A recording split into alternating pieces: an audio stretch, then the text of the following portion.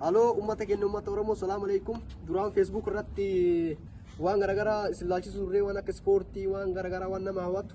Amma immoo duraan ammoo YouTube kiyya YouTube afaan biyya kanaatiin waan garagara dalagu ture afaan New Zealandiin. San YouTube san isee YouTube afaan Oromootiin jijjiiradhu barbaade kanaafuu akka isin hawwatu abdii qaba.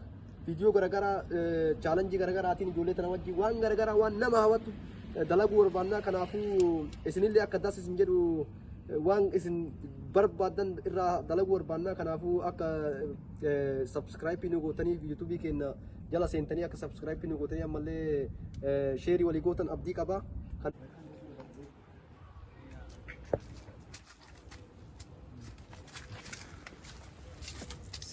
ሰላም ውድ የተከበራችሁ ቤተሰቦቻችን በአዲስ መልኩ በአዲስ ቪዲዮ በአዲስ ዩቲዩብ መተንላችኋል።